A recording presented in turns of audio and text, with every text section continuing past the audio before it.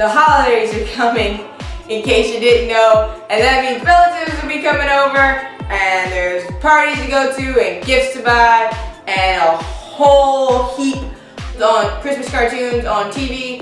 The most wonderful time of the year. See what I did there? But it can also be one of the most stressful times of the year because relatives are coming over. There's parties to plan, and there's gifts to buy.